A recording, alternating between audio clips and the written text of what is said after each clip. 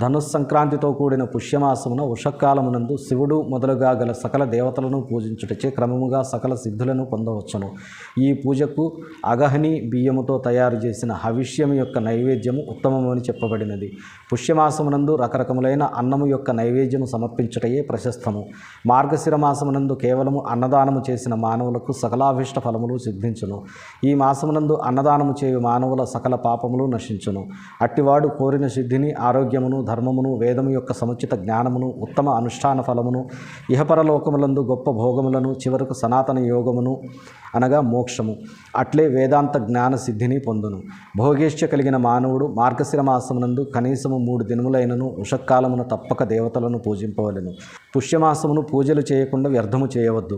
ఉషకాలము మొదలుకుని సంగవకాలము వరకే పుష్యమాసమునందు చేయు పూజలు విశేష మహాత్మ్యము కలవని చెప్పబడినది. పుష్యమాసమునందలి 30 దినములు జితేంద్రియుడు నిరాహారుడై ద్విజుడు ప్రాతకాలం నుండి మధ్యాహ్న సమయం వరకు వేదమాతయగు గాయత్రిని జపించవలెను. దాని తరువాత రాత్రి నిద్రపోవు సమయము వరకు పంచాక్షరాది మంత్రములను జపించవలెను. అట్లు చేయు బ్రాహ్మణుడు జ్ఞానమును పొంది శరీరమును విడిచిన తరువాత మోక్షమును పొందును. ద్విజులు కాని స్త్రీ పురుషులు త్రికాల స్నానములు, పంచాక్షరి మంత్రమును నిరంతరము జపించుట వలన విశుద్ధ జ్ఞానమును పొందుదురు.